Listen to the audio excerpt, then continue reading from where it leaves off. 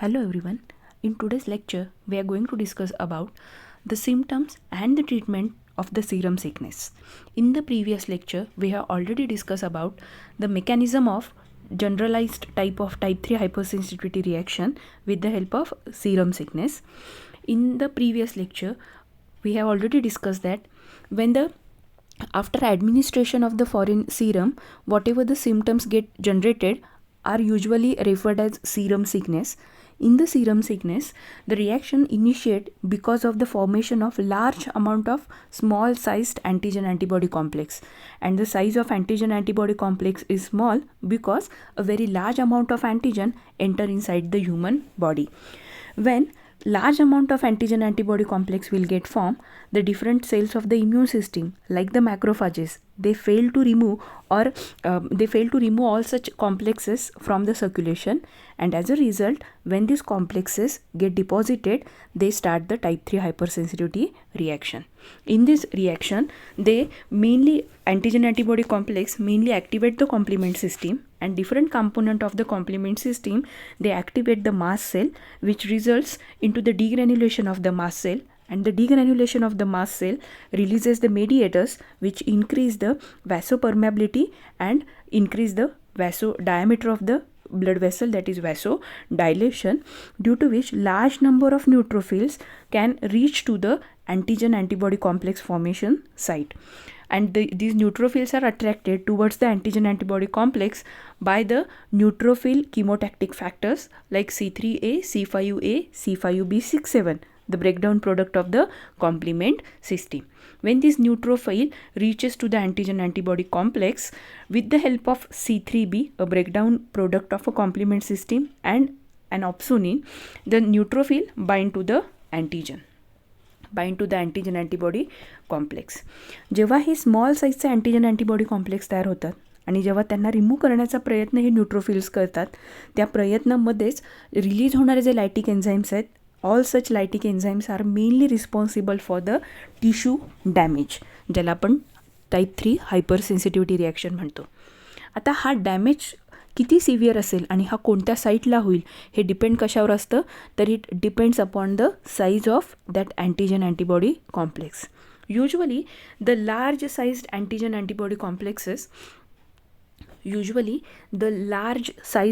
antibody complexes get deposited on the basement membrane.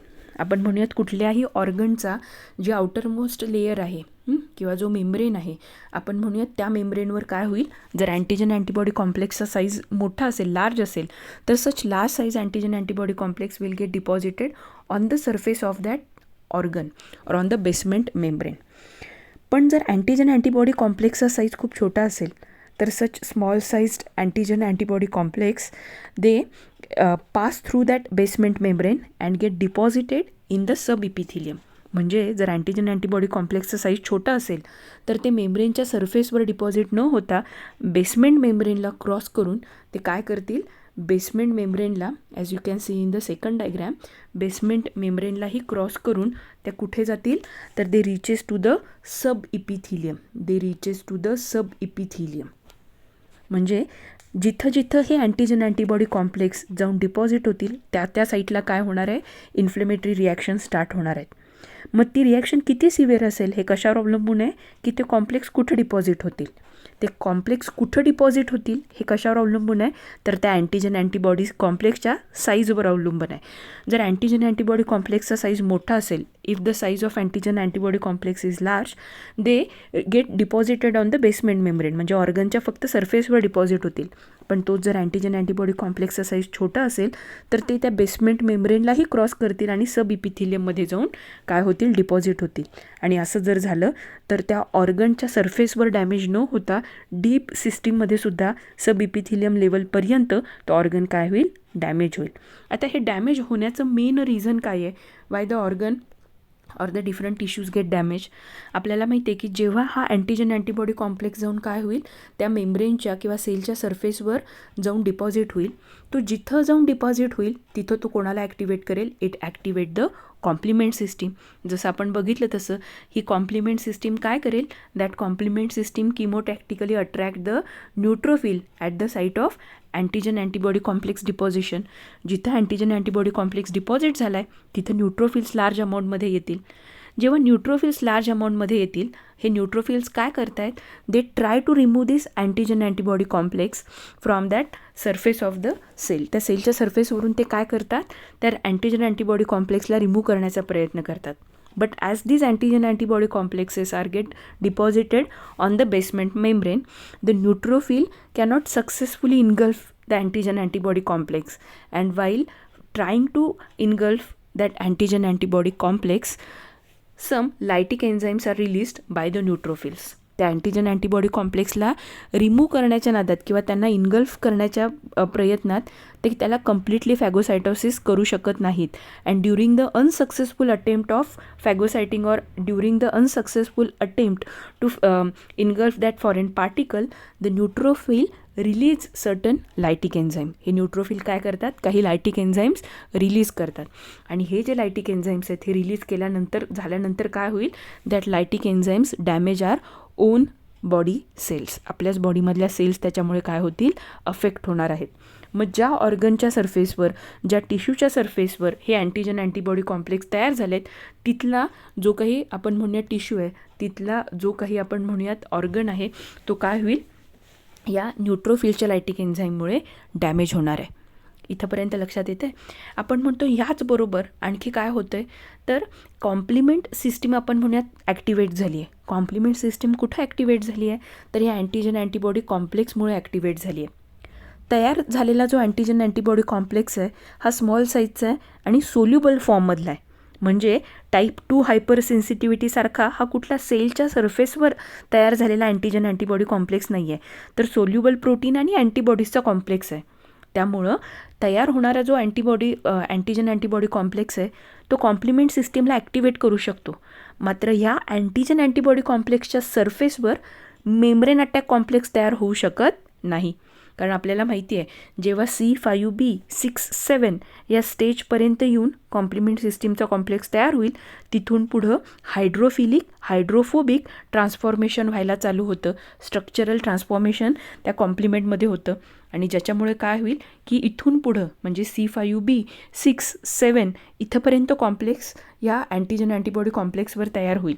पण तिथून पुढं जेव्हा हायड्रोफिलिक हायड्रोफोबिक ट्रान्सफॉर्मेशनल चेंजेस त्याच्यात व्हायला लागतील, स्ट्रक्चरल ट्रान्झिशन त्या कॉम्प्लिमेंटमधल्या कॉम्पोनंटमध्ये व्हायला लागतात, त्यावेळी काय होणार आहे, this component of the complement system they get detach from this antigen antibody complex and they get deposited on the nearby cell. म्हणजे आता जिथं ही cell antigen antibody complex activate झाले होते त्याच्या शेजारीच जाऊन काय होईल, आता हा C5b6-7 हा कॉम्प्लेक्स जाऊन डिपॉझिट होईल. आणि हा कॉम्प्लेक्स जाऊन जिथं डिपॉझिट होईल तिथं पुढचे मेम्ब्रेन अटॅक कॉम्प्लेक्समधले कॉम्पोनंट येतील, ज्याच्यात कोण कोण इन्व्हॉल्व आहे. C5b6-7 नंतर 8 येईल, 9 येईल आणि फायनली काय तयार होईल, मेम्ब्रेन अटॅक कॉम्प्लेक्स तयार होईल. आता रिझल्ट काय झाला आहे, so due to the antigen antibody complex जी कॉम्प्लिमेंट सिस्टीम ॲक्टिवेट झाली आहे, त्या कॉम्प्लिमेंट सिस्टीमने त्या सेलच्या सरफेसवर, कुठल्या सेल किंवा ऑर्गनच्या सरफेसवर आपण म्हणूयात की ज्याच्या सरफेसवर हा अँटीजन अँटीबॉडी कॉम्प्लेक्स डिपॉझिट झाला आहे, त्याच सेलच्या, त्याच ऑर्गनच्या, त्याच टिश्यूच्या सरफेसवर आता काय तयार झाला आहे, मेम्ब्रेन अटॅक कॉम्प्लेक्स तयार झाला आहे. आपल्याला माहिती आहे, whenever the membrane attack complex will get form, that membrane attack complex काय करेल, it leads to the damage or it leads to the damage or destroying the cell on which this membrane attack complex will get formed. ज्याच्या सरफेसवर हा membrane attack complex तयार होईल त्या सेलला, त्या टिश्यूला तो काय करणार आहे, डॅमेज करणार आहे. मग आता ह्या अँटीजन अँटीबॉडी कॉम्प्लेक्समुळे काय झालं, कॉम्प्लिमेंट सिस्टीम ॲक्टिवेट झाली, ज्याच्यामुळे मेम्ब्रेन अटॅक कॉम्प्लेक्स कुठं तयार झाला आहे, ह्या टिश्यूच्या सरफेसवरच झाला आहे. त्याच कॉम्प्लिमेंट सिस्टीममधल्या वेगवेगळ्या कॉम्पोनंटने ज्या न्यूट्रोफिलला बोलवलं आहे, त्या न्यूट्रोफिलच्या लायटिक एन्झाईममुळे सुद्धा काय झालं आहे, त्या सेलचं डॅमेज झालेलं आहे. मग आपण काय म्हणूया, त्याचा रिझल्ट काय झाला, कॉन्सिक्वेन्स काय झाला, तर ज्या सेलच्या सरफेसवर आपण म्हणूयात ज्या ऑर्गनच्या किंवा टिश्यूच्या सरफेसवर हे अँटीजन अँटीबॉडी कॉम्प्लेक्स डिपॉझिट झाले, तिथं न्यूट्रोफिलमुळे आणि मेम्ब्रेन अटॅक कॉम्प्लेक्समुळे त्याच टिश्यूचं किंवा ऑर्गनचं काय झालं आपण म्हणूयात लायसिस झाले किंवा आपण म्हणूयात तो ऑर्गन डॅमेज झालेला आहे. आता जर अँटीजन अँटीबॉडी कॉम्प्लेक्स आपण म्हणूयात की समजा जर त्या ऑर्गनच्या किंवा टिश्यूच्या सरफेसवर डिपॉझिट झाला तर डॅमेज फक्त सुपरफिशियल आपण म्हणूयात फक्त त्याच्या बेसमेंट मेम्ब्रेनवर असेल.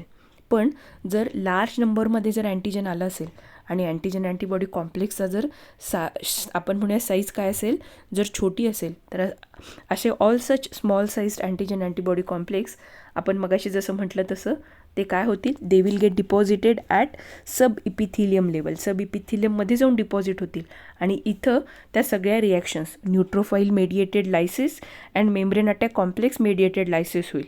म्हणजे फक्त ऑर्गनच्या सरफेसवर डॅमेज न होता आता ऑर्गन आपण म्हणूयात इपिथिलियल लेवलपर्यंत त्याचं काय झालेलं आहे, डॅमेज झालेलं आहे. And all such damages are caused mainly by the neutrophil. So neutrophil is the main culprit cell which is responsible for the type 3 hypersensitivity reaction. So damage of the tissue in case of type 3 reactions are mainly caused by the release of lytic enzymes by the neutrophils. या न्यूट्रोफिल्सने release केलेल्या लायटिक एन्झाईममुळेच हे सगळे damage होत आहेत. दुसरं आणि कोण culprit आहे तर मेन सिस्टीम आहे complement system. Activation of the membrane attack complex on the surface of the tissue, it also destroy the tissue or it also destruct the tissue आणि त्यामुळे टिश्यूचं डिस्ट्रक्शन होणार आहे. या सगळ्यांबरोबर आणखी काय होतं तर हे कॉम्प्लिमेंट सिस्टीममधले जे कॉम्पोनंट आहेत they also induce the aggregation of the platelets. प्लेटलेट्सचं ॲग्रिगेशन करायला लावतात and they release the clotting factors that leads to the formation of microthrombi. म्हणजे आता काय काय झालं, कॉम्प्लिमेंट सिस्टीममुळे मेम्ब्रेन अटॅक कॉम्प्लेक्स फॉर्म झाला, न्यूट्रोफिल्समुळे लायटिक एन्झाईम्स रिलीज झाले, सेलचं डॅमेज झालं आणि ह्याच कॉम्प्लिमेंट सिस्टीममुळे ज्या प्लेटलेट्स ॲग्रिगेट झाल्यात त्यांच्यामुळे क्लॉटिंग फॅक्टर्स ॲक्टिवेट झाले आणि मायक्रोथ्रॉम्बाय तयार होतील. म्हणजे वेगवेगळ्या ठिकाणी काय होतील, ब्लडचे स्मॉल क्लॉट्स तयार होतील. आणि हा जो डॅमेज आहे हा डॅमेज किती सिव्हिअर आहे हे कशावर अवलंबून असेल, समजा जर फक्त सेलच्या सरफेसवर बेसमेंट मेम्ब्रेनवरच असेल, अँटीजन अँटीबॉडी कॉम्प्लेक्सचा साईज मोठा असेल तर बेसमेंट मेम्ब्रेन अफेक्ट होईल. अँटीजन अँटीबॉडी कॉम्प्लेक्सचा साईज छोटा असेल तर तो तेवढ्या डीप सिस्टीममध्ये काय होईल, त्या ऑर्गनला डॅमेज करेल. आपण इथं बघितले की ऑर्गनला डॅमेज करताना काय होईल तर नुसतं अँटीजन अँटीबॉडी कॉम्प्लेक्स जिथं डिपॉझिट झाला आहे तिथं काय तयार होतो, हा मेम्ब्रेन अटॅक कॉम्प्लेक्स तयार होतो. इथं दिसतोय बघा, हा काय आहे, membrane attack complex. And this membrane attack complex will damage the tissue. एक डॅमेजिंग फॅक्टर कोण झाला तर हा मेम्ब्रेन अटॅक कॉम्प्लेक्स.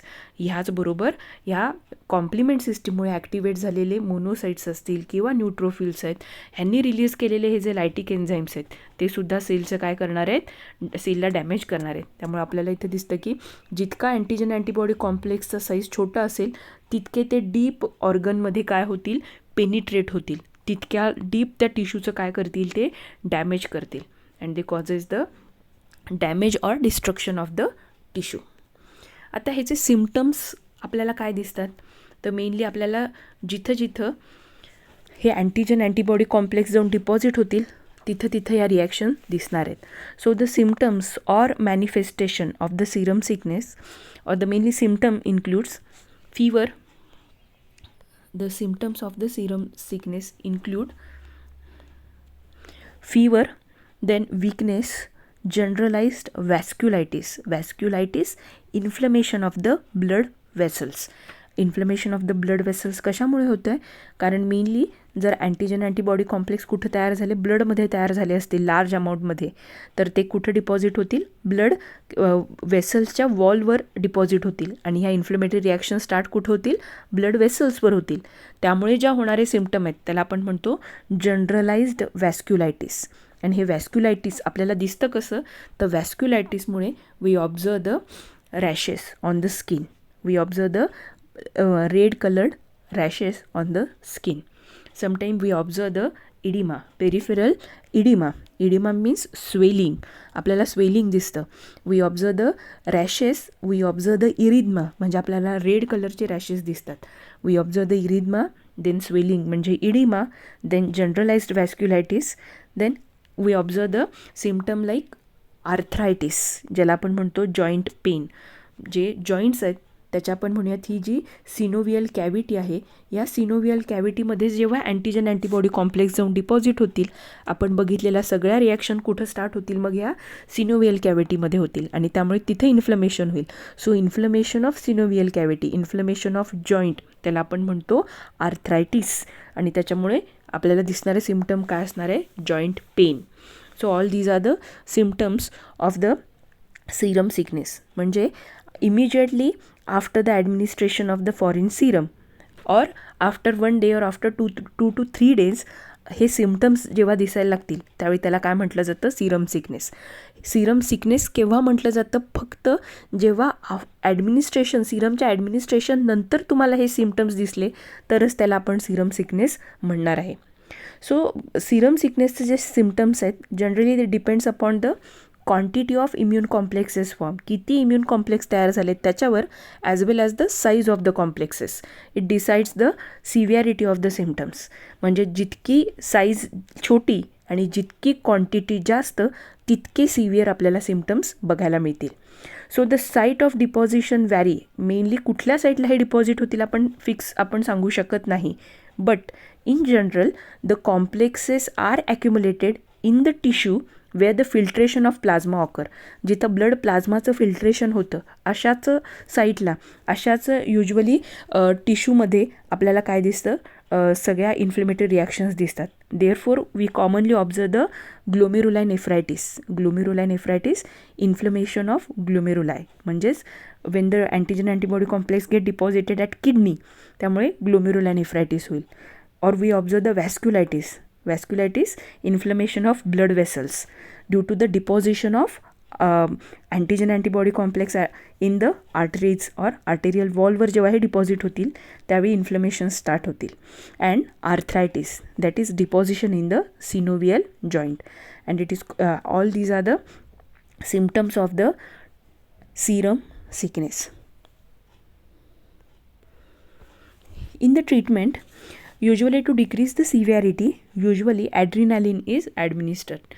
ट्रीटमेंटमध्ये आपण काय करतो, ट्रीटमेंट कशाची दिली जाते तर ॲड्रिनॅलिन का दिलं जातं तर इम्यून सिस्टीम सप्रेस करेल आणि सिम्पटमची सिव्हिॲरिटी डिक्रीज करेल. Sometime disodium cromoglycate and salicylate are used which are effective platelet stabiliser and potent anti inflammatory agent. Platelet stabiliser because due to the activation of the platelets microthrombi will get formed and it causes the vasculitis. So ह्याच्यासाठी आपण काय केलं, ट्रीटमेंटमध्ये काय दिलं जातं, disodium cromoglycate and salicylate. Then corticosteroids. This corticosteroids act as an anti inflammatory and immune suppressive drug. Hypersensitivity reaction स्टार्टच कशामुळे झाल्यात तर due to the activation of the immune system. ते पण अननेसेसरी आपण म्हणूयात, गरजेपेक्षा जास्त इम्यून रिस्पॉन्स ॲक्टिवेट झाल्यामुळे हे जे सिम्पटम्स दिसत आहेत ते सप्रेस करायला काय दिलं जातं, सर्टन इम्युनोसप्रेसिव्ह ड्रग्स दिले जातात. So all these are the drugs which are used for the treatment of serum sickness. Thank you.